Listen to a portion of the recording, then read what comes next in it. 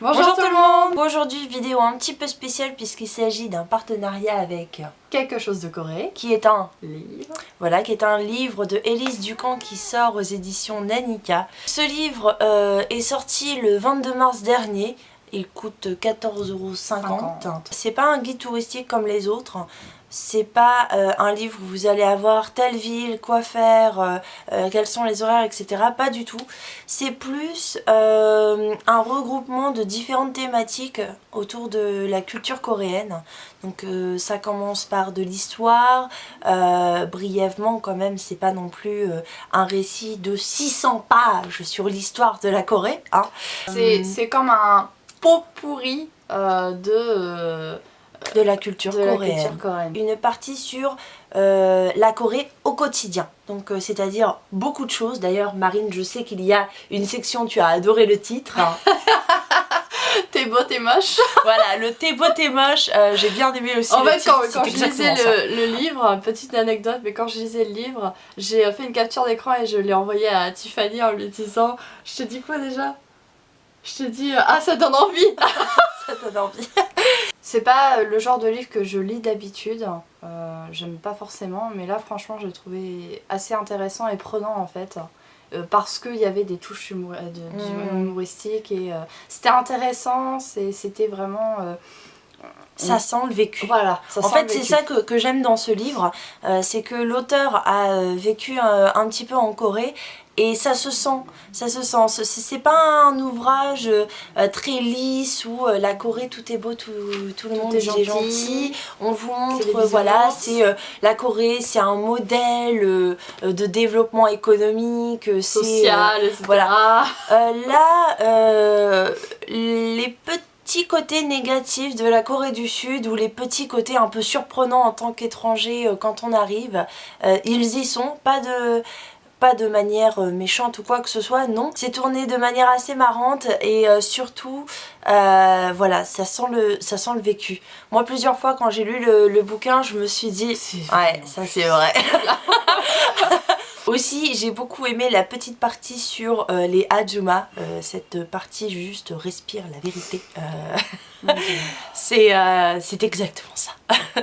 Un autre point aussi que j'ai trouvé intéressant dans ce livre, c'est que en parlant en fait de choses sur que ce soit l'histoire, la religion, la partie vie quotidienne ou la littérature ou l'art, à certains moments vous avez un petit truc à savoir ou petit truc à voir, une petite aparté en bas de page avec parfois des lieux touristiques ou des liens internet ou des autres ouvrages. À la fin vous avez aussi un petit dictionnaire avec quelques mots ou expressions coréennes. Et ce que j'ai particulièrement apprécié, c'est que l'auteur met la romanisation, mais entre parenthèses, elle met aussi la façon de prononcer le mot. Donc c'est assez marrant comment les mots sont écrits parce que ça veut rien dire. Effectivement, au début en fait du livre, l'auteur précise qu'elle a essayé de faire une romanisation du coréen, mais avec la phonétique française, on va dire. Mais ça, j'ai trouvé ça vachement bien parce que du coup, on n'est pas là à essayer de savoir comment prononcer. Enfin, on est là à lire le mot, on ne sait pas trop prononcer la chose. Voilà. Et grâce à ces petites parenthèses, bah, du coup, ça nous aide bien. Donc pour les gens qui savent pas lire le Hangul, donc l'alphabet coréen, bah, c'est beaucoup plus simple, je pense, de lire en fait comment elle a romanisé que de lire par exemple la romanisation qu'on a d'habitude, qui est un système qui a été fait par des Américains, donc qui est du coup avec la phonétique anglaise. Le livre aussi, il est assez joli esthétiquement parlant, vous avez plusieurs photos en fait tout au long de l'ouvrage, ainsi que des illustrations. Donc les photos ont été prises par Élise Ducamp qui est donc l'auteur, et les illustrations sont de Fanny Liger, j'espère que je n'écorche pas son nom.